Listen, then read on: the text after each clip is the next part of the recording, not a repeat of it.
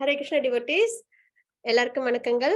நம்ம Bhagavad Gita 18 days course level 1ல இருக்கோம். அதுல நம்ம இன்னைக்கு பார்க்க போறது கர்ம யோகம், செயலின் யோகம்.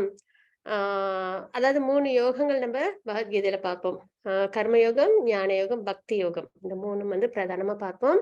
அதுல வந்து பக்தி யோகம் தான் உயர்ந்த நிலை அப்படின்றத நம்ம தெரிஞ்சுப்போம். பகவத்கீதை தெரிஞ்சுக்கிறதன் மூலியமா இன்னைக்கு நம்ம பார்க்க போறது கர்ம யோகம். யோகம் அப்படின்னா வந்து கனெக்டிங் பாண்ட் அப்படின்னு சொல்லுவோம். சரிங்களா? அதாவது ஆத்மாவும் பரமாத்மாவும் இணைக்கிறதுக்கான ஒரு வழிமுறை. அதுதான். அதாவது இப்ப வந்து நம்ம தினப்படி காலையில இருந்து இரவு வரைக்கும் நிறைய செயல்கள் செய்யறோம் இல்லைங்களா? அந்த செயல்கள்னால நமக்கு என்ன ஏற்படுது? பந்தம் ஏற்படுது. சரிங்களா? ஒரு நல்ல செயல் செஞ்சோம் அப்படின்னா அதற்கான புண்ணியங்களை நம்ம சேகரிக்கிறோம். அதே ஒரு பாப செயல் செஞ்சோம்னா அதுக்கான பாபங்களை நம்ம சேகரிக்கிறோம். இதைதான் நம்ம செஞ்சுட்டு இருக்கோம். தினப்படி நம்ம செய்யற செயல்கள் மூலமா நன்மை தீமை இதை நம்ம சேகரிச்சுக்கிட்டே இருப்போம். அதற்கேத்த பிரதிபலனை நம்ம அனுபவிப்போம். நன்மைகள் நிறைய செஞ்சோம் அப்படின்னா சந்தோஷங்களை நிறைய அனுபவிப்போம். அப்புறம் இன்னும் நிறைய சிறந்த ஆசிரிட்டி அதெல்லாம் பண்ணோம் அப்படின்னா நம்ம சொர்க்கம் வரைக்கும் நம்ம போய் நம்ம சந்தோஷங்களை அனுபவிப்போம். அதே நம்ம பாப செயல்களில் ஈடுபட்டோம் அப்படின்னா இந்த வாழ்க்கையிலேயே கஷ்டப்படுவோம், இல்லைன்னா அடுத்த வாழ்க்கைகள்ல கஷ்டப்படுவோம். அதற்கப்புறம் நம்ம இன்னும் கொடுமையான பாவங்கள்லாம் செஞ்சிருந்தோம் அப்படின்னா நரகத்துல போய் தண்டனைகள் அனுபவிப்போம். அப்போ அந்த பாவங்கள்லாம் தீர்ந்த பிறகு மறுபடியும் நம்ம இந்த பூலோகத்துல வந்து நம்ம பிறவி எடுப்போம். இதுதான் வந்து பர்த் டெத் லைஃப் சைக்கிள்னு சொல்றது. சரிங்களா? அப்போ எதனால நமக்கு கர்மங்கள் சேருது? செயல்கள்னால. அப்ப அப்படிப்பட்ட செயல்களை நம்ம என்ன மாதிரி செஞ்சா இந்த பர்த் டெத் லைஃப் சைக்கிள் நம்மளால வெளியில வர முடியும் அப்படின்றத நம்ம பார்க்கணும். ஏன்னா இந்த ஜட உலகத்துல இருக்கிறோம் நம்ம எல்லாரும், நிறைய கஷ்டங்கள் இந்த ஜட உலகத்துல நம்ம அனுபவிச்சுட்டு இருக்கிறோம் இல்லைங்களா? நிறைய அதாவது அன்சர்டனிட்டி அதிகமா உள்ள ஒரு உலகம் இது. அப்படின்னும்போது நம்ம நல்லதே செஞ்சுட்டே இருப்போம். ஆனா பாத்தீங்கன்னா திடீர்னு கஷ்டங்கள் வந்து சேரும். எதனால வருதுன்னே நமக்கே தெரியாது. நம்ம எந்த பாவமே பண்ணலையே, ஆனா ஏன் நம்ம கஷ்டங்கள் அனுபவிக்கிறோம் அப்படின்ற ஒரு கொஸ்டின் எல்லார்ட்டையுமே உண்டு இல்லைங்களா? அதற்கு வந்து ஒரு சின்ன ஒரு உதாரணம் நம்மளோட ஸ்கிரிப்சர்ஸ்ல இருந்து தெரிஞ்சுக்கலாம். காந்தாரி அவங்க வந்து பாத்தீங்கன்னா 100 பிள்ளைகளையும் அவங்க வந்து இழந்திருப்பாங்க மகாபாரத போர்ல. அவங்க பாத்தீங்கன்னா எந்த ஒரு தீமையுமே அவங்க வந்து செஞ்சிருக்கவே மாட்டாங்க. பாத்தீங்கன்னா எப்பயுமே பாண்டவர்களுக்கு சப்போர்ட் பண்ணி எல்லாமே நன்மையான விஷயங்கள் அவங்க செஞ்சிருப்பாங்க. ஆனா அவங்களுக்கு 100 குழந்தைகளும் இறந்து போயிடுவாங்க. அப்ப அதற்கான காரணம் தெரியாது இல்லைங்களா? அவங்க மனசுல ரொம்ப வருத்தம் இருக்கும்.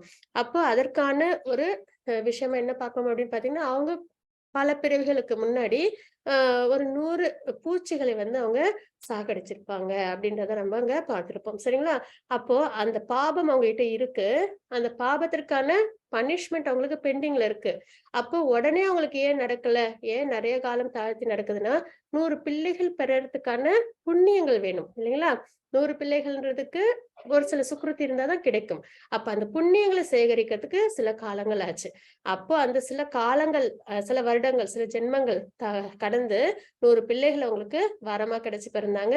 அந்த அப்போ செஞ்ச பாபத்திற்கான தண்டனையா இப்ப அவங்க அனுபவிச்சாங்க அப்படின்றத நம்ம தெரிஞ்சுக்கிறோம். இதெல்லாம் நம்ம தெரிஞ்சுக்கும் போது நம்ம எதுவுமே தவறே செய்யலையே, ஆனாலும் நமக்கு எதற்காக கஷ்டம் வருது அப்படின்றத நம்ம யோசிக்கும் போது நமக்கு ஒரு புரிதல் ஏற்படுது இல்லைங்களா? அப்ப எப்பயோ செஞ்ச பாவம் அதற்கான சுக்ருத்தி அந்த அதாவது அந்த பாபத்தை அனுபவிக்கிறதுக்குன்னே அதாவது ஏதோ ஒரு தவறு செஞ்சிருந்தோம்னா ஒரு நல்லது நம்ம கிட்ட இருந்து போனாதான் அது வந்து கஷ்டத்தை நம்ம கொடுக்கணும்ல.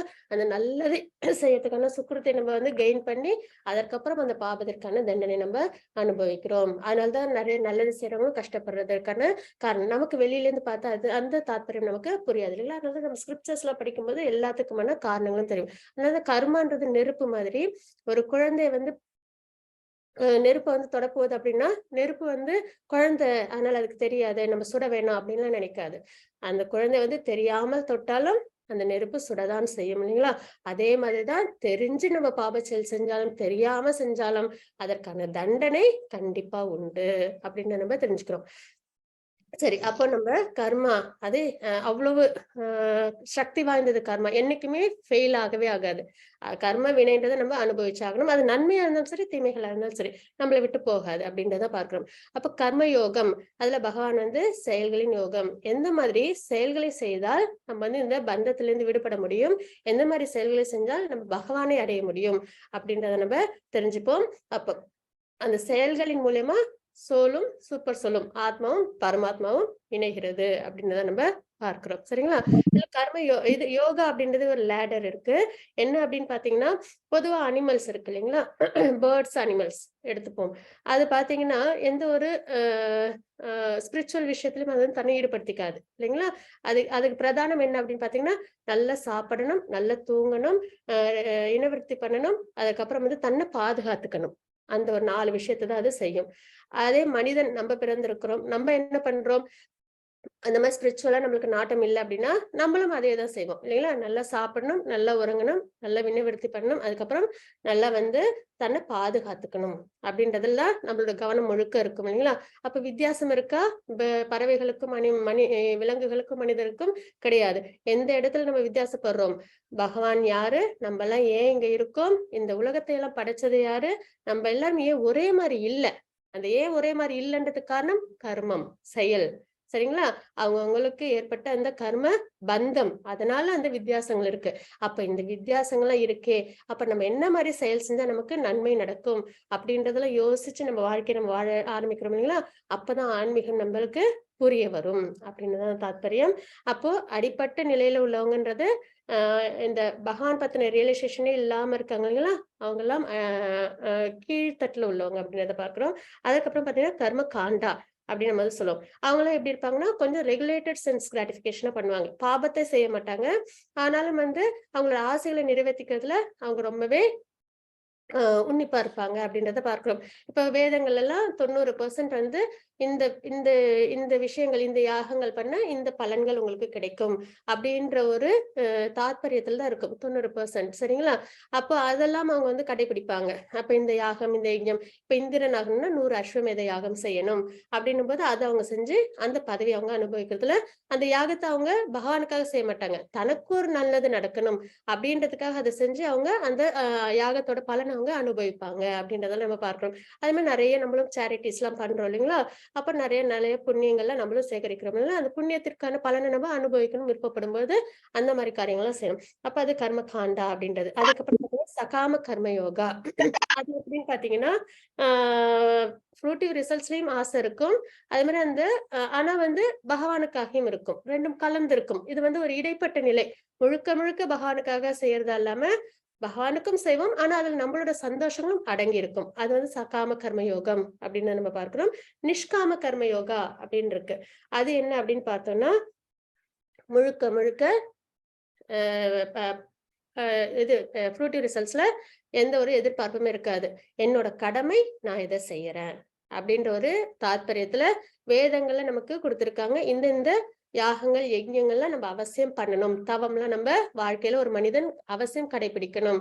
அது மாரி 16 சம்ஸ்காரங்கள் இருக்கு. அதெல்லாம் பிறந்ததுலேருந்து இறப்பு வரைக்கும் கடைபிடிக்கணும். அப்படின்றதெல்லாம் அவங்க வந்து குறிப்பிட்டிருப்பாங்க. அது எல்லாமே ஒரு ஒரு மனிதனும் தன்னோட வாழ்க்கையில கண்டிப்பா செய்ய வேண்டிய விஷயங்கள். என்னைக்குமே அதை எக்காரணத்துக்கு கொண்டும் விட்டுடவே கூடாது அப்படின்றது ஒரு தாத்பரியம் இருக்கு. அப்போ அந்த மாதிரி செயல்கள எதற்காக செய்வாங்கன்னா, கடமையா செய்வாங்க. அதுல உள்ள பலனை எதிர்பார்க்காம, நம்ப மனித பிறவியில இருக்கோம். இதெல்லாம் நம்ம செய்யணும்ன்ற அ தாத்பரியம் இருக்கு. அதனால நம்ம இந்த செயல்கள செய்றோம் அப்படின்னு. அது நிஷ்காம கர்மயோகா உயர்ந்த ஒரு விஷயம். அப்ப கர்மயோகால கர்ம காண்டா ஃப்ரூட்டிவ் ரிசல்ட்ஸ் எதிர்பார்த்து பண்றது. அதே வந்து சகாம கர்மயோகா பகவானுக்காக செய்யறது. இருந்தாலும் அதுல தன்னோட சந்தோஷம் கொஞ்சம் சேர்த்து அதுல பண்ணுவாங்க. நிஷ்காம கர்ம யோகான்றது பகவானுக்காக, கடமைக்காக செய்யறது அப்படின்றத நம்மங்க தெரிஞ்சுக்கிறோம். சரிங்களா? அதுக்கப்புறம் பார்த்தீங்கன்னா, ஞான யோகம். ஞான யோகம் அப்படின்றது நெறைய நாலேட்ஜ் கெயின் பண்ணிக்கிறது. பிரம்மன் ரியலைசேஷன்ஸ் வரைக்கும் அவங்க போவாங்க. ஏன்னா நம்ம பார்த்தோம் இல்லைங்களா? 3 டைப் ஆஃப் ரியலைசேஷன்ஸ். பிரம்மன், பரமாத்மா, அதுக்கப்புறம் வந்து பகவான் ரியலைசேஷன் பார்த்தோம் இல்லைங்களா? பிரம்மன் ரியலைசேஷன் வரைக்கும் போறது ஞான யோகம் அப்படின்னு நம்ம பார்க்கிறோம். சரிங்களா? நெறைய தவங்கள் பண்ணுவாங்க. ஞானத்தை நெறைய விருத்தி பண்ணிப்பாங்க. அதுக்கப்புறம் பார்த்தீங்கன்னா, அஷ்டாங்க யோகம். அஷ்டாங்க யோகம்ன்றது முனிவர்கள்லாம் இந்த காட்டுல தவம் செய்வாங்க இல்லைங்களா? நம்ம பார்ப்போம் 6வது அத்தியாயத்துல அஷ்டாங்க யோகத்தை பத்தி நம்ம விரிவாவே பார்ப்போம். அதுல பார்த்தீங்கன்னா, முழுக்க முழுக்க தன்னோட மனதையும், புலன்களையும் கட்டுப்படுத்தி பகவான் மேல உருவத்துல ஈடுபடுத்தி அவங்க வந்து பகவானோட தன்னை இணைச்சுப்பாங்க அப்படின்றது தான் இங்க தாத்பரியம். இவங்களும் வந்து பிரம்மஜோதி வரைக்கும் போவாங்க. ஆனா என்ன ஆகும் அப்படின்னு பார்த்தீங்கன்னா, இவங்க அ இன்னும் நல்லா ஆழ்ந்த ஸ்பிரிச்சுவல் ப்ராக்ரஸ் ஆன்மீகத்தில் முன்னேறும்பொழுது, அவங்க பகவானை அடையறதுக்கான எல்லாரோட வழிமுறைகளும் உண்டு. அதுக்கப்புறம் பார்த்தீங்கன்னா, உயர்ந்த நிலைன்றது பக்தி யோகம். சரிங்களா? பக்தி யோகம் அப்படின்றது முழுக்க முழுக்க பகவானுக்காகவே செய்ற செயல். பக்தி சேவை அப்படின்றதுதான். அப்ப அது என்ன அப்படின்றது பாத்தீங்கன்னா, முழுக்க முழுக்க தன்னோட செயல்களா இருக்கட்டும், எல்லாமே மனம், புலன்கள் எல்லாத்தையும் வந்து பகவான் மேல லயிச்சு தன்னோட வாழ்க்கைய அவங்க தன்னோட, அதாவது அர்ஜுனர் அவங்கள எக்ஸாம்பிள் எடுத்துக்கலாம். அவங்க சத்திரியனா இருக்காங்க, போரும் பண்றாங்க, அதே சமயத்துல பகவான் கிட்ட பக்தியோட இருக்காங்க இல்லைங்களா? அந்த மாதிரி ஒரு தனிப்பட்ட ஒரு சிறந்த ஒரு வாழ்க்கையா அமையும். அது பக்தி யோகம் அப்படின்றத நம்ம பார்க்கிறோம். சரிங்களா? இதெல்லாம் தான் வந்து அஷ்டாங்க யோகா, இது யோகா லேடர்ஸ் அப்படின்னு சொல்லி பார்ப்போம் நம்ம. இப்ப கர்ம யோகம் அப்படின்றதுல பகவான் சம்பந்தப்படாம செய்யும்போது அதோட டெஸ்டினேஷன் என்னன்னு பாத்தீங்கன்னா, புண்ணிய செயல் பண்ணா ஸ்வர்க்கம், பாப செயல் பண்ணா நரகம். சொர்க்கத்துல அதோட சந்தோஷங்களை அனுபவிச்சுட்டு திருப்பி இந்த பூலோகத்துல பிறப்பு. அதே வந்து பாபம் பண்ணோம்னா நரகத்துல போயிட்டு தண்டனைகளை அனுபவிச்சுட்டு திரும்பி இந்த பூலோகத்துல பிறப்பு அப்படின்ற ஒரு தாத்பரியத்தோடயே நின்னுட்டு இருக்கும். அப்ப இந்த கர்ம யோகத்தையே நம்ம பகவானுக்காக செய்யும்போது அது நம்மள பகவானை அடைய வைக்கும் அப்படின்றத நம்ம இங்க பார்க்க போறோம். செயலின் யோகம், அதான் இன்னைக்கு நம்ம பார்க்க போற அத்தியாயத்தோட தலைப்பு. சரிங்களா? ஹரே கிருஷ்ண லலிதா மாதாஜி, பிரணாம். மங்களாச்சரணம் வாசிச்சிடலாங்களா? हरे कृष्णा। ओम अज्ञानतिमिरान्धस्य ज्ञानाञ्जनशलाकया चक्षुरुन्मिलितं येन तस्मै श्रीगुरवे नमः। श्रीचैतन्यमनोभीष्टं स्थापितं येन भूतले स्वयं रूपकदा मह्यं ददाति स्वपदान्तिकम्। वन्देऽहं श्रीगुरो श्रीयुतपदकमलं श्रीगुरून् वैष्णवां च श्रीरूपं साग्रजातं सहगणरघुनाथान्वितं तं सजीवं सात्वैतं सावधूतं परिजनसहितं कृष्णचैतन्यदेवं श्रीराधाकृष्णपादान् सहगणललिता श्रीविशाखान्वितां च। हरे कृष्णा करुणसिन्धो दीनबन्धो जगत्पते गोपेशा गोपिका कांता राधा कांता नमोस्तुते। तप्त कांचन गौरंगी राधे वृंदावनेश्वरी वृषभानुसुते देवी प्रणमामि हरिप्रिये। वाञ्छकल्पतरुभ्यश्च कृपा सिन्धुभ्यश्च पतितानां पावनेभ्यो वैष्णवेभ्यो नमो नमः। नमो ओं विष्णुपादाय कृष्णप्रेष्ठाय भूतले श्रीमते भक्तिवेदांत स्वामिनिति नामिने। नमस्ते सरस्वती देवी गौरवाणी प्रसारिणे निर्विशेष शून्यवादी पाश्चात्य देशधारिणे।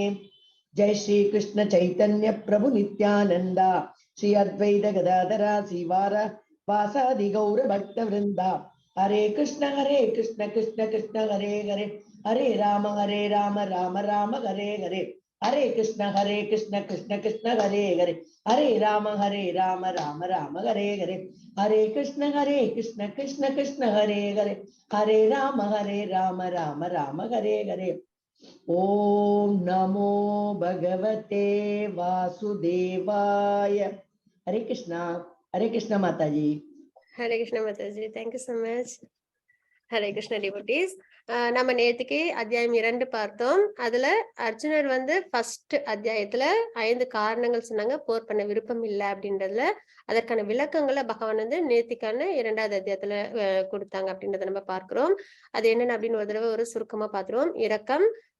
இரக்கத்தினால போர் பண்ண விருப்பம் இல்லை அப்படின்றத சொன்னாங்க. எல்லாரும் அழிஞ்சு போயிடுவாங்களேன்றது. அதுல வந்து பகவான் வந்து 2.11 to 30 வரைக்கும் நான் உடல் அல்ல ஆத்மா அப்படின்ற உணர்வு, ஆத்ம தத்துவத்தை விளக்கி கொடுத்திருப்பாங்க அப்படின்றத நம்ம பார்க்கிறோம். சரிங்களா? ஆத்மா அழியாதது, என்னைக்கும் நித்தியமானது. நம்ம எல்லாரும் இன்னைக்கு இருக்கோம், எப்பயும் இருப்போம், எப்பயும் பகவானுக்கு சேவை செஞ்சு நித்தியமா நித்திய சூரியர்களா இருப்போம். அதுதான் டெஸ்டினேஷன். எப்படி இந்த வாழ்க்கைக்கு நம்ம ஒரு எல்லை வச்சுக்கிறோம் இல்லைங்களா? இந்த ஒரு குறிக்கோளை என்னோட வாழ்க்கையில நான் அடைஞ்சிடணும் அப்படின்னு. அதே மாதிரி ஆத்மாவுக்கான டெஸ்டினேஷன்றது பகவான் கிட்ட முக்தி அடைஞ்சு பகவானுக்கு பக்தி சேவையில ஈடுபடுறது. அதுதான் கடைசியா நம்ம போய் சேர வேண்டிய இடம். நித்திய சூரிகளா நம்ம இருக்க வேண்டியது. அதுதான் வந்து நம்மளோட ஆத்மாவோட அல்டிமேட் கோல். சரிங்களா? ஆனா நம்ம என்ன பண்ணிடுறோம், அந்த புரிதல் இல்லாததுனால இந்த ஜட உலகத்திலே நம்ம பிறப்பு இறப்புன்ற சுழற்சியில நம்ம இருந்துகிட்டே இருக்கோம். ஆனா எப்படி குழந்தைகள் வந்து ஸ்கூல் முடிஞ்சு வீட்டுக்கு வராங்களோ அதே மாதிரி நம்மளும் வந்து ஒரு நாள் இல்லைனாலும் ஒரு நாள் பக்தியில நல்லபடியா முன்னேற்றம் அடைஞ்சு பகவானை அடையணும். அதுதான் வந்து உயர்ந்த லட்சியமா நம்ம வாழ்க்கையில நம்ம பார்க்க வேண்டிய ஒரு விஷயம். சரிங்களா? அப்ப நான் உடல் அல்ல ஆத்மா. இதுதான் அடிப்படையான புரிதல். ஆன்மீகத்துல முதல் படி அப்படின்றத நம்ம பார்க்கிறோம். இன்பமின்மை. அப்போ அது போர் பண்ணனா இன்பமின்மை அப்படின்னு சொன்னாங்கன்னா, அது வந்து 2.31 to 2.37 வரைக்கும் சொர்க்கம் அல்லது ராஜ்யம் கிடைக்கும் அப்படின்றத பகவான் அவங்களுக்கு குறிப்பிட்டிருந்தாங்க. பாபச் செயல் அப்படின்றத பார்த்தோம். 2.33 இருந்து 53 வரைக்கும். பக்தி செயல்பாடு பாவம் இல்லை. பகவானுக்காக செய்யற செயல்கள் என்னைக்கும் பாபத்தில் கொண்டு வந்து முடிக்காது அப்படின்றத இப்ப தெரிஞ்சுக்கிட்டோம். குடும்ப பாரம்பரியம் 2.45 to 46. அப்புறம் இன்னைக்கு 3rd September 24 வரைக்கும். வர்ண சங்கரத்தை தடுக்க ஒரு முன்மாதிரியாக இருங்கள் அப்படின்றத நம்ம பார்க்கிறோம். இருமனம் 2.41. அதுல வந்து உறுதியுடன் ஆண்டவருக்கு சேவை செய்யுங்கள். என்னைக்கும் நம்மளுக்கு இருமனம் இருந்ததுன்னா நம்ம பக்தி மார்க்கத்துல நம்ம வாழ்க்கையை வாழறதுதான் சிறந்தது. ஒரு விஷயம் என்னன்னா, நமக்கு பாபம் வந்து சேராது, அதனால நம்மளுக்கு கஷ்டங்கள் வராது. நம்ம கஷ்டங்கள் வருதுன்னு தானே வருத்தப்பட்டுட்டு இருக்கோம். அந்த கஷ்டங்கள் வராது பக்தி மார்க்கத்துல இருக்கும்போது. இன்னொன்னு அதுலயே நம்ம சிறந்து உயர்ந்த நிலைக்கு வரும்போது நம்ம பகவானையே அடைய முடியும் அப்படின்னு நம்ம இங்க பார்க்கிறோம். அத்தியாயம் 3 இன்னைக்கு பார்க்க போறோம். அதோட சுருக்கம் என்ன அப்படின்றத பார்க்கலாம். துரத்தல் அது செயல். 3.1 to 3.2 வரைக்கும் ஏக்கம் மத அப்படின்ற ஸ்லோகத்தின் மூலியமா நம்ம பார்ப்போம். நிஷ்காம கர்மயோகா ஞான யோகா 3.3 to 3.9 வரைக்கும் நியத்தம் குரு கர்ம அப்படின்ற ஸ்லோகத்தின் மூலியமா பார்ப்போம். கர்ம காண்டம் கர்ம யோகா அப்படின்றத நம்ம 3.10 to 16 வரைக்கும் பார்ப்போம். பிரவர்த்திதம் சக்கரம் அப்படின்ற ஸ்லோகத்தின் மூலியமாக எடுத்துக்காட்டாக வழிநடத்துங்கள். 3.17 to 3.35 யத்யதாச்சரதி ஸ்ரேஷ்ட. தேங்க்யூ மாதாஜி. இந்த ஸ்லோகத்தின் மூலியமா நம்ம தெரிஞ்சுப்போம். மிகப்பெரிய எதிரி யாரு அப்படின்றத 3.36 இருந்து 43 வரைக்கும் இக வைரினம் அப்படின்ற ஸ்லோகத்தின் மூலியமா நம்ம தெரிஞ்சுப்போம். சரிங்களா? நேத்துக்கும் நம்ம ஒரு விஷயம் தெரிஞ்சுக்கிட்டோம். என்ன அப்படின்னு பாத்தீங்கன்னா, நம்ம எதற்காக வந்து நம்ம வந்து ஃபால்டன் ஆகுறோம்? புலனின்ப பொருட்கள் அதுல பற்றுதல் ஏற்படுறதுனால நம்மளுக்கு ஆசைகள் உண்டாகுது. அந்த ஆசைகள் அடைய முடியாத சமயத்துல நமக்கு கோபம் வருது. கோபத்தினால நம்ம பாப செயல்களில் ஈடுபடுறோம். அதனால நமக்கு வீழ்ச்சி அடைகிறோம் அப்படின்னு நம்ம பார்த்தோம் இல்லைங்களா? அப்ப புலனின்ப பொருட்களை நம்ம ரொம்ப கவனமா இருக்கணும். அது தர்மத்தின் வழியா இருக்கிறதா, பக்தி மார்க்கத்தின் இருக்கிறதா இருந்ததுன்னா சந்தோஷம். இல்ல அப்படின்னா அதை நம்ம விட்டுறது சிறந்த ஒரு விஷயம் அப்படின்றத நம்ம தெரிஞ்சுக்கிட்டோம். சரிங்களா? ஏக்கம் மத இது என்ன அப்படின்னு பாத்தீங்கன்னா, பகவான் வந்து நேத்திக்கு ஐ மீன் செகண்ட் சாப்டர்ல நம்ம பார்க்கும்போது குறிப்பிட்டிருப்பாங்க புத்தி யோகம் தான் சிறந்தது. அதனால பக்தி தான் சிறந்தது அப்படின்றது வந்து குறிப்பிட்டிருப்பாங்க. அப்ப அர்ஜுனர் வந்து கேட்பாங்க, பக்தி தான் சிறந்தது அப்படின்னும் போது என்னை எதுக்காக இந்த போர்ல என்னை வந்து ஈடுபட சொல்றீங்க? அப்ப எனக்கு ஏதாவது ஒரு விஷயத்த நீங்க எனக்கு சொல்லுங்க. ஒண்ணு நான் வந்து செயலை துறக்கிறது சிறந்ததா, இல்ல செயல் புரியறது சிறந்ததா அப்படின்றது வந்து கேட்டிருப்பாங்க அர்ஜுனர். சரிங்களா? ஹரே கிருஷ்ண மாதாஜி 3.6. ஓகே. ஓம் ஸ்ரீ பரமாத்மனே நமः. அத திருத்தீயோऽध्यायः. ஸ்ரீ பகவான் உவாச்ச கர்மேந்திரியாணி संयम्य ய ஆஸ்தே மனசா ஸ்மரன் இந்திரியார்த்தான் விமூடாத்மா மித்யாச்சாரஸ உச்சதே. ஹரே கிருஷ்ணா. ஹரே கிருஷ்ண மாதாஜி. பகவான் அதற்கு என்ன வந்து உபதேசம் கொடுக்கறாங்க அப்படின்னு நம்ம பார்க்கலாம். புலன்களின் செயல்களை கட்டுப்படுத்தி அதே சமயம் புலனின்ப பொருட்களில் மனதை அலைப்பாய விடுபவன் தன்னையே முட்டாளாக்கி கொள்கின்றான். அவன் போலி மனிதன் என்று அழைக்கப்படுகின்றான் அப்படின்னு நம்ம இங்க பார்க்கிறோம். சரிங்களா? மித்யாச்சார அப்படின்னா போலி மனிதன். இது குவிஸ்ல இருக்கிற விஷயத்த ஒரு 2 தடவை நான் வந்து இது பண்ணுவேன். சரிங்களா? மித்யாச்சாரன் இருக்கும், அதுக்கு அர்த்தம் வந்து போலி மனிதன் அப்படின்னு அர்த்தம். சரிங்களா? இங்க பார்க்கிறோம் இல்லைங்களா? இவங்களை பார்க்கும்போது பார்த்தா சன்னியாசி மாதிரி இருக்காங்க. ஆனா அவங்களோட கைகள்ல என்ன இருக்கு? தவறான பழக்கங்களுக்கான அறிகுறிகள் இருக்கு. அதுக்கப்புறம் அவங்க பாத்தீங்கன்னா போன் எல்லாம் பேசிட்டு இருக்காங்க இல்லைங்களா? ஆக்சுவலா யோகி அப்படின்னு வந்துட்டோம் அப்படின்னா இந்த புலனின்ப பொருட்கள் மேல நாட்டம் இருக்கக்கூடாது. முழுக்க முழுக்க பகவான் மேல பக்தி பண்ணி பகவானை அடையறதுல அவங்க அவங்களோட செயல்பாடா இருக்கணும் இல்லைங்களா? ஆனா இவங்க எப்படி இருக்காங்க? பார்க்க யோகி மாதிரி இருக்காங்க. ஆனா அவங்க செயல்கள் எப்படி இருக்கு? இன்னும் புலனின்ப பொருட்கள் மேல ஆசை இருக்கு அப்படின்றத நம்ம பார்க்கிறோம் இல்லைங்களா? அப்ப இந்த மாதிரி இருக்கிறது செயலை துறந்துட்டாங்க. அதாவது குடும்பத்தை துறந்து தன்னோட எல்லா விஷயத்தையும் அவங்க வந்து துறந்துட்டு வந்துட்டாங்க சன்னியாசியா. ஆனாலும் புலனின்ப பொருட்கள் மேல அவங்களுக்கு ஆசைகள் போகாம இருக்கு இல்லைங்களா? அப்ப இந்த மாதிரி இருக்கிறது வந்து சிறந்தது கிடையாது அப்படின்றத பகவான் நமக்கு உபதேசம் கொடுக்குறாங்க.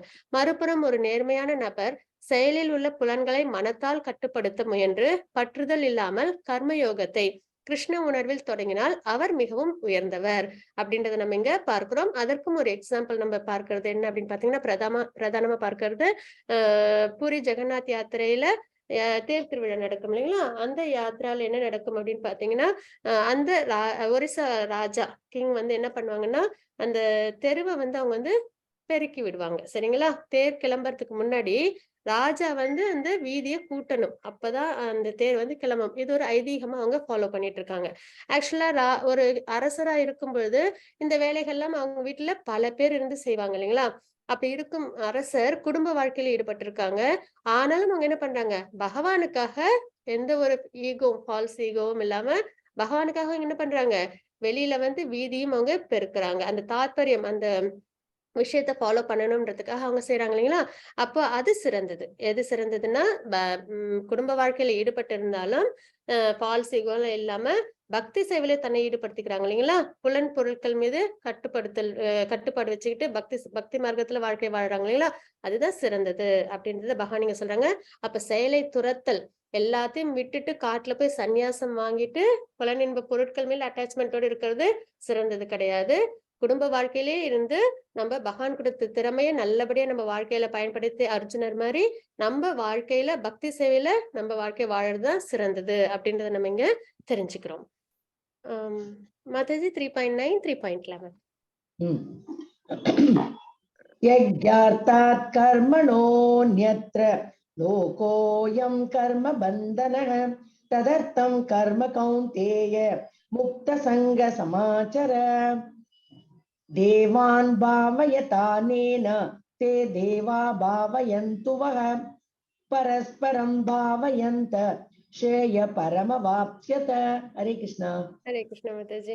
விஷ்ணுவிற்கு அர்ப்பணிக்கப்படும் செயல்கள் நிறைவேற்றப்படலாம்.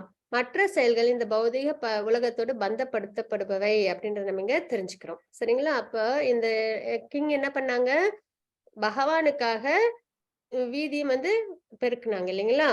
அப்போ இது வந்து ஒரு எக்ஸாம்பிளா நம்ம பார்க்கிறோம். அவ்வளவு ஒரு உயர்ந்த ஒரு ராஜாவா இருக்காங்க. இருந்தும் அவங்க என்ன பண்றாங்க? பகவான் சேவையில தன்னை ஈடுபடுத்திக்கிறாங்க இல்லைங்களா?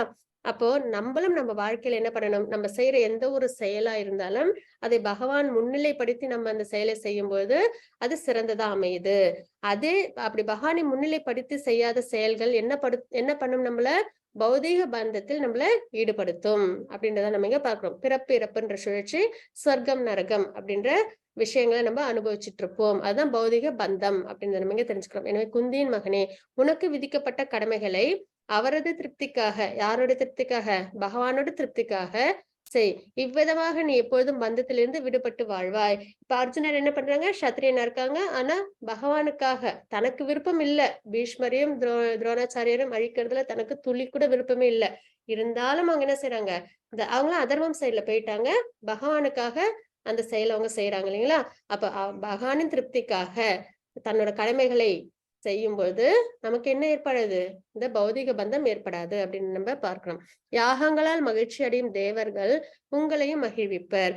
தேவர்களுக்கும் மனிதர்களுக்கும் தேவர்களுக்கும் இடையிலான இத்தகு ஒத்துழைப்பினால் அனைவரும் உயர்ந்த நலமுடன் வாழலாம் அப்படின்றத நம்ம இங்க பார்க்கிறோம். சரிங்களா?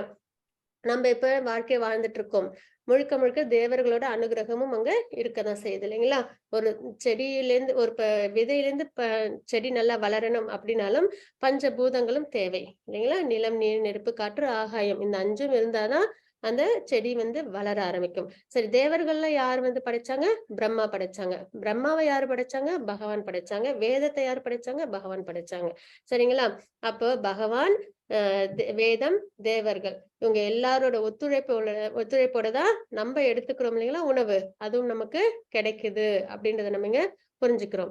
அப்ப யாகங்களால் மகிழ்ச்சி அடையும் தேவர்கள் உங்களையும் மகிழ்விப்பர். இப்ப நமக்கு மழை வரல அப்படின்னா நம்ம என்ன பண்ணுவோம்? மழை வேண்டி யாகங்கள்லாம் கோயில்ல நிகழ்த்துவாங்க இல்லைங்களா?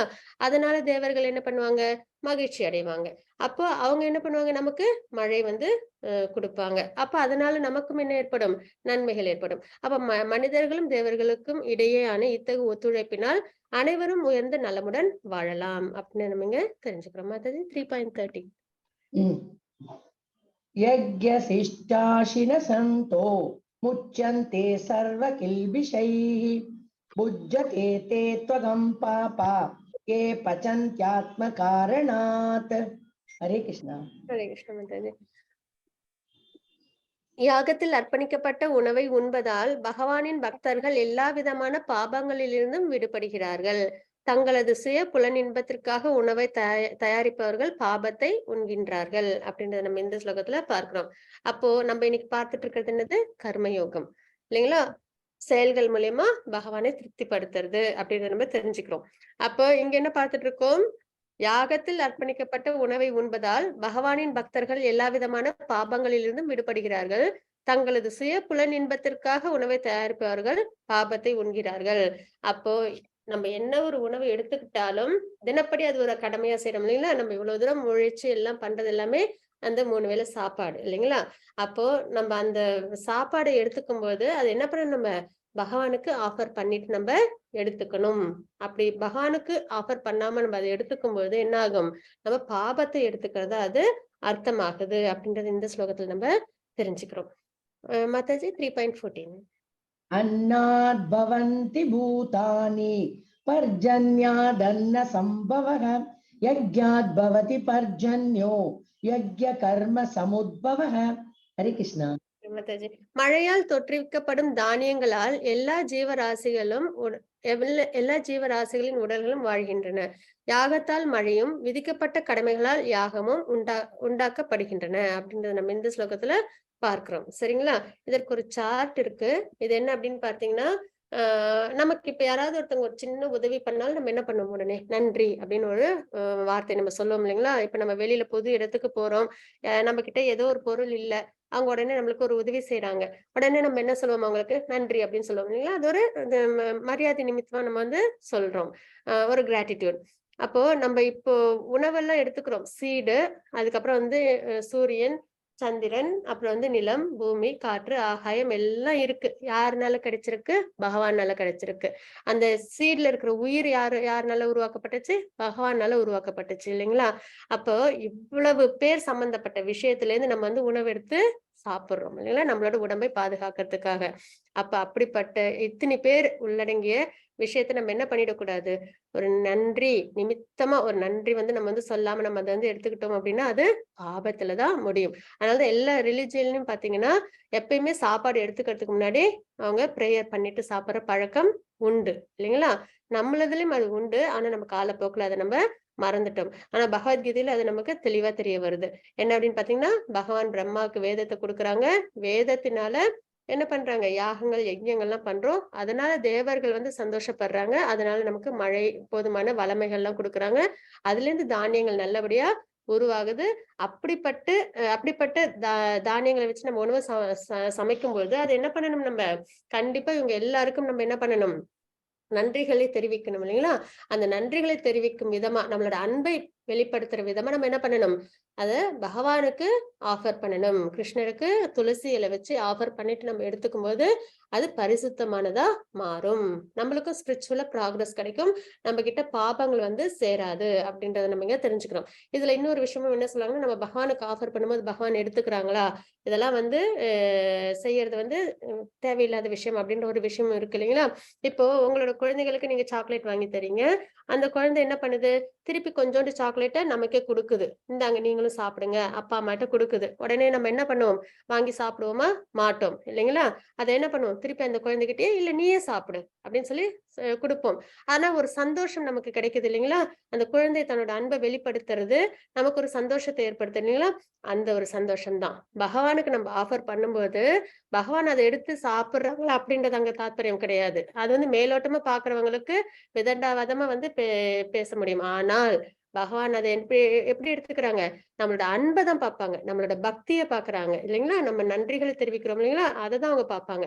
அதை பார்க்கும்போது அவங்களுக்கு மனசுல ஒரு நிறைவு ஏற்படுது. ஏன்னா பகவானுக்கு நம்மள மாதிரி கிராஸ் பாடி எல்லாம் கிடையாது. பசி அப்புறம் வந்து இந்த விஷயங்கள்லாம் அவங்களுக்கு கிடையாது. அவங்களுக்கு தெய்வீகமான திருவுடல் இல்லைங்களா? அப்படின்னும் போது இந்த உணவு அப்படின்றது ரொம்பவே ஒரு முக்கியமான விஷயம். வாழ்க்கையில நம்மளுக்கு பிரதானமான ஒரு விஷயம். அதை நம்ம எப்பயுமே என்ன பண்ணணும்?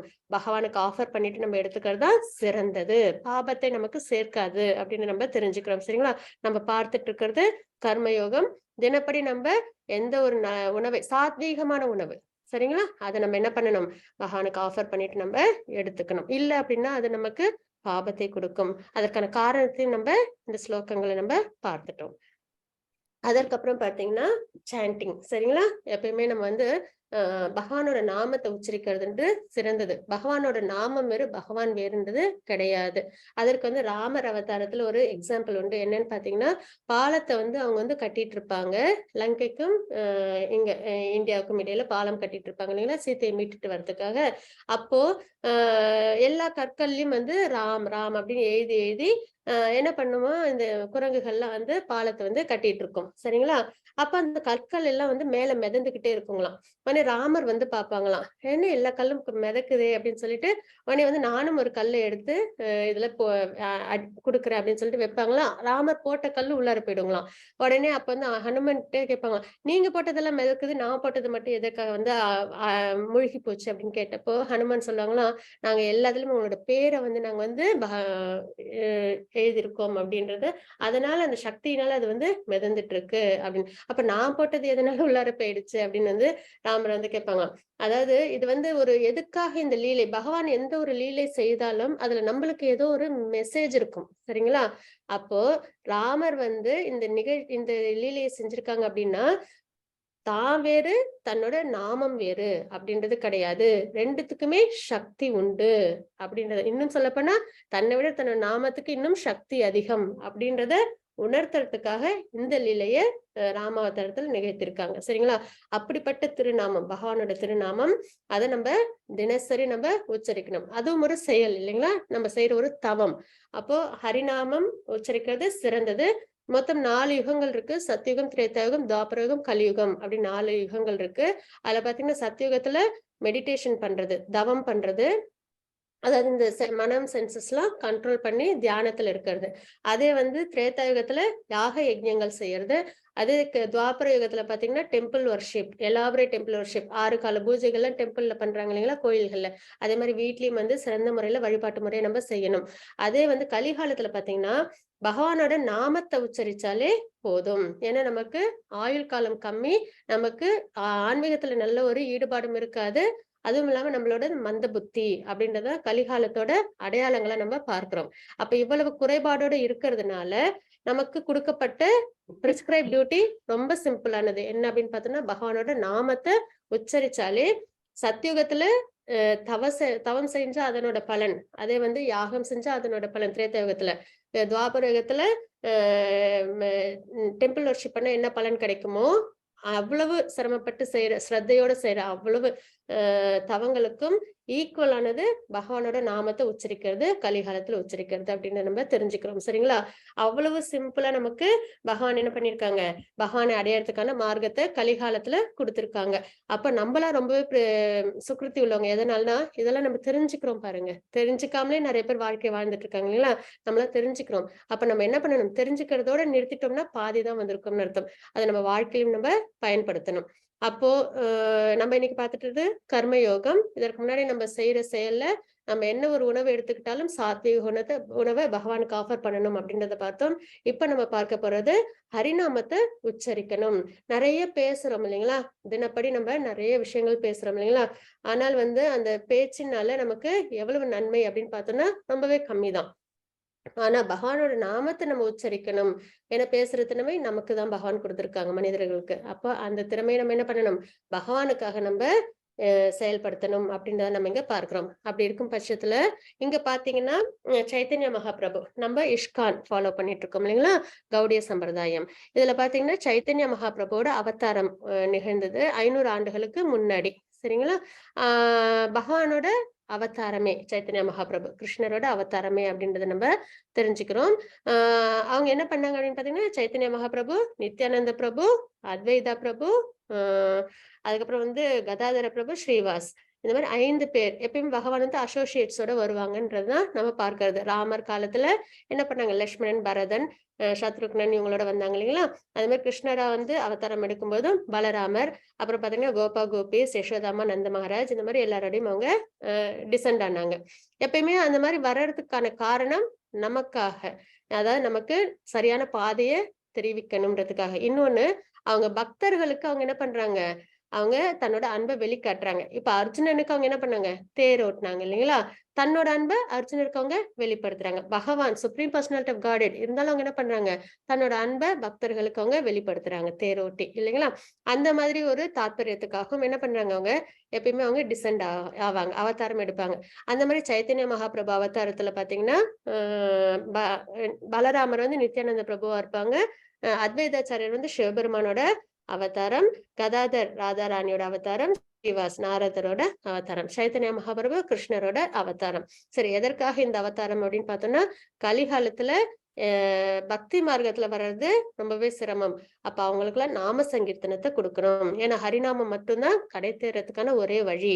அப்படின்ற பட்சத்துல ஹரிநாமத்தை கொடுக்கறதுக்காக அவங்க அவதாரம் எடுத்தாங்கன்றதுதான் நம்ம பார்க்கிறோம். சரிங்களா. அப்படிப்பட்ட மந்திரம் தான் ஹரே கிருஷ்ண மகா மந்திரம்.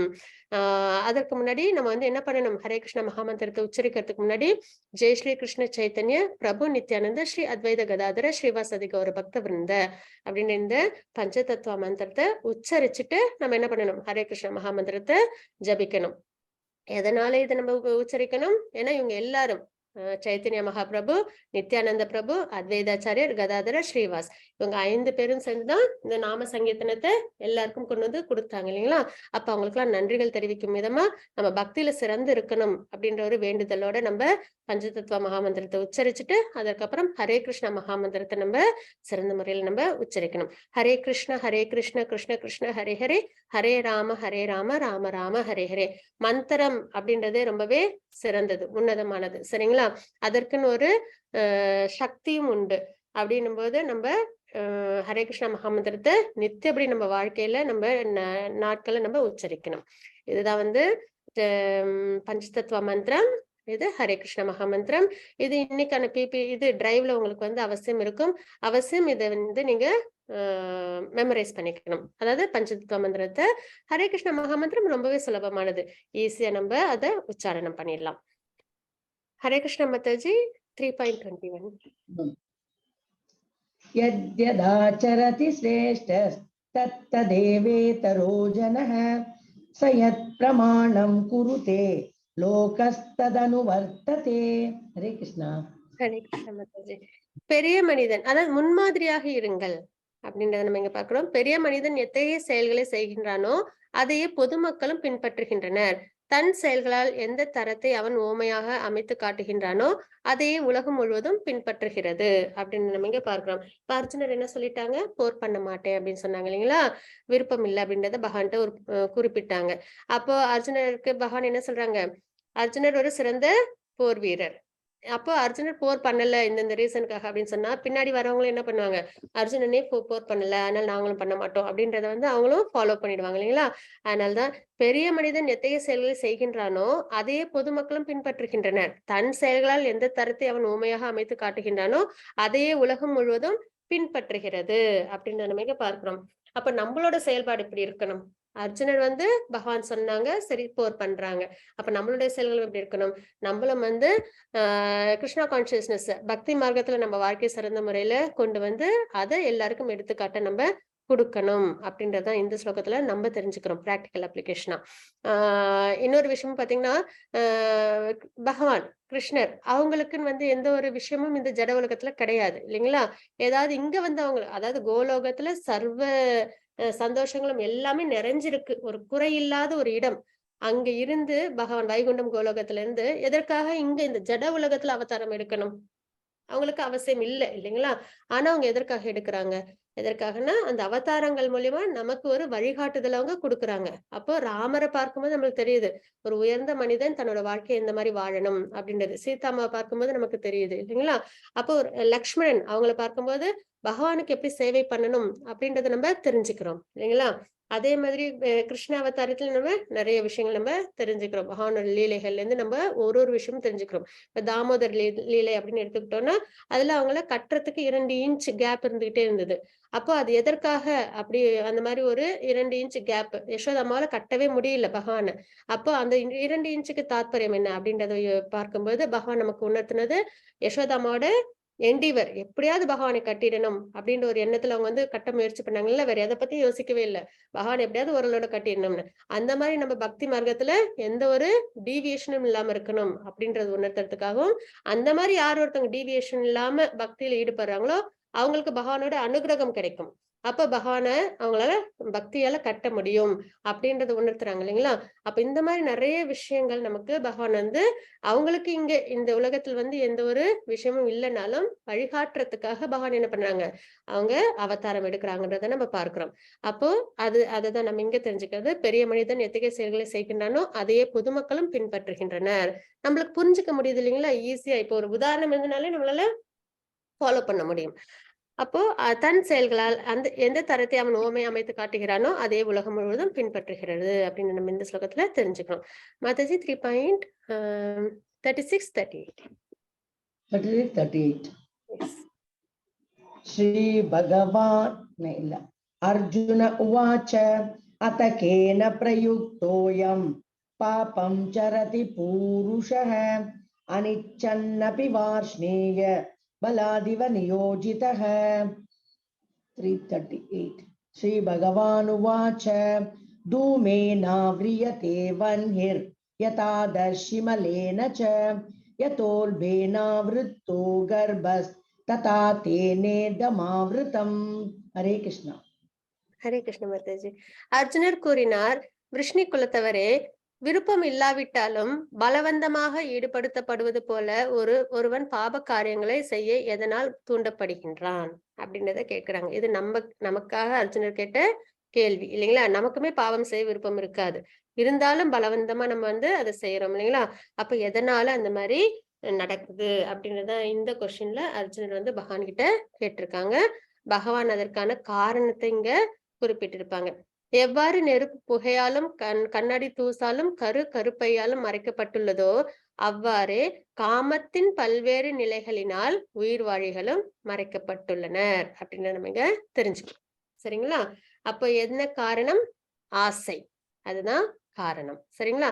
அது எந்த நிலைப்பாடுல இருக்கும் அப்படின்னு பார்த்தோம்னா, நெருப்பு மேல புகை இருக்கிற மாதிரி. சரிங்களா? அது வந்து ரொம்ப ஈஸியா நம்ம வந்து விலக்கி விட்டுடலாம். நெருப்பு மேல புகை இருந்ததுன்னா நம்ம லேசா அப்படி கொஞ்சம் பிரயத்தனத்துல அது விலகி போயிடும். ஆனா வந்து கண்ணாடி மேல தூசு இருந்ததுன்னா இன்னும் கொஞ்சம் அதிகமான பிரயத்தனம் தேவைப்படும் இல்லைங்களா? அது கருப்பை அதாவது கருப்பையாலும் அந்த அளவுக்கு கருப்பை அளவுக்கு ரொம்பவே ஸ்ட்ராங்கா இருந்ததுன்னா அதை வந்து நம்ம அந்த ஆசை வர்றதுக்கு ரொம்பவே சிரமப்படுவோம்.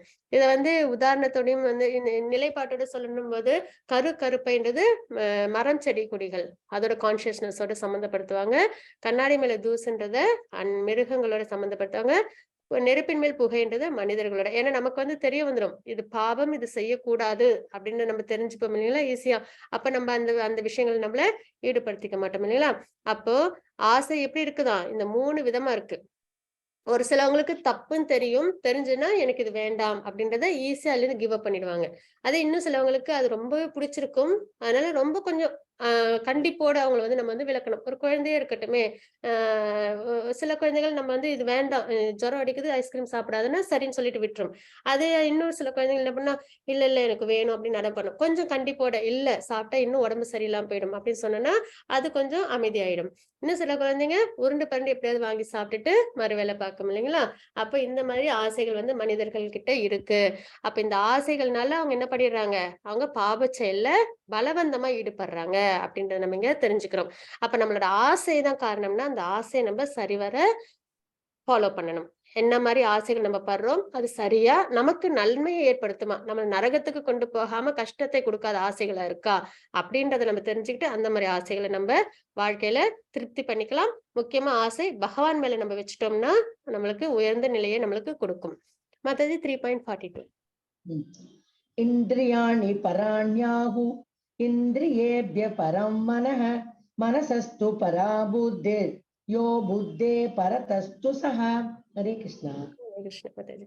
செயலாற்றக்கூடிய புலன்கள் ஜட பொருளை விட உயர்ந்தவை, மனம் புலன்களை விட உயர்ந்தது, புத்தி மனத்தை விட உயர்ந்தது, மேலும் அவனோ ஆத்மாவோ புத்தியை விடவும் உயர்ந்தவன் அப்படின்றத நம்ம இந்த ஸ்லோகத்துல பார்க்கிறோம். இதற்கான சார்ட்டோட நம்ம பார்க்கலாம்.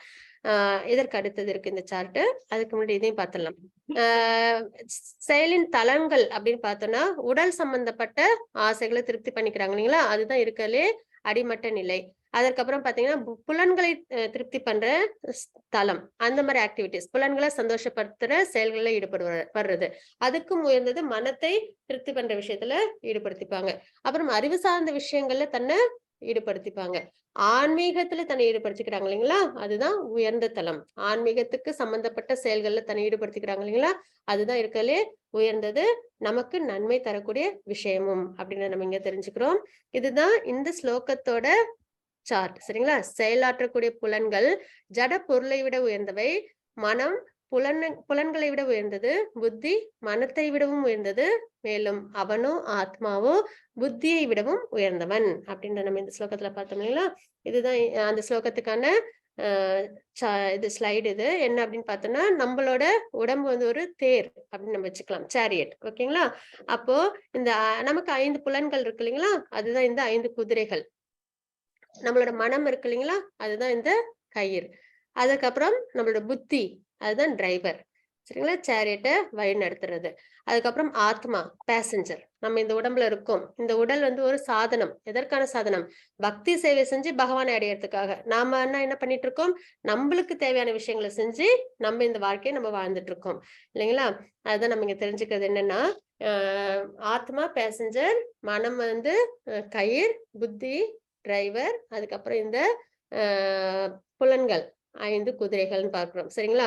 இப்ப இந்த குதிரைகள்லாம் இது டிரைவரோட கண்ட்ரோல்ல, மனத்தோட கண்ட்ரோல்ல, டிரைவரோட கண்ட்ரோல்ல இருக்கும்போது இந்த சேரியட் என்ன பண்ணும், அதோட டெஸ்டினேஷனை அடையும். எங்க போய் சேரணும், பகவானை அடையணும்.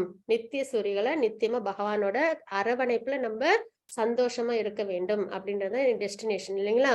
ஆனால் என்ன பண்ணிடும் இந்த 5 புலன்களும், தன் இஷ்டப்படி போகும். ஒரு புலன்னாலும் பரவாயில்ல, 5 புலன்கள் கண்ணு காது மூக்கு எல்லாம் வந்து அது தன்னை சாட்டிஸ்ஃபை பண்ணிக்கிறதுலே ரொம்பவே விருப்பத்தோட இருக்கும். அப்ப மனம் என்ன பண்ணது, அது மனத்துக்கு கண்ட்ரோல் ஆகாது. அப்போ புத்தி சொல்லும் மனத்துக்கிட்ட, இல்ல இந்த விஷயங்கள்லாம் ஆன்மீகத்துக்கு உயர்ந்தது கிடையாது, நான் உனக்கே உயர்ந்தது கிடையாது, பாப செயல்கள் இதெல்லாம் ஈடுபடாத அப்படின்றது சொல்லும். இருந்தாலும் புலனின்ப பொருட்களை நோக்கியே இந்த 5 புலன்களும் போகும். என் மனத்தோட புத்தியோட கண்ட்ரோல்ல இல்லாம இருக்கும். அப்ப என்ன ஆகும், ஒரு சேரியட் வந்து இந்த குதிரைகள் கண்ட்ரோல் இல்லைன்னா என்ன ஆகும், அது போய் சேர வேண்டிய இடத்துக்கு போய் சேரவும் சேராது. அதற்கப்புறம் அந்த ஜேர்னியும் எப்படி ஆயிடும், ரொம்பவே ஆபத்தானதாயிடும் இல்லைங்களா.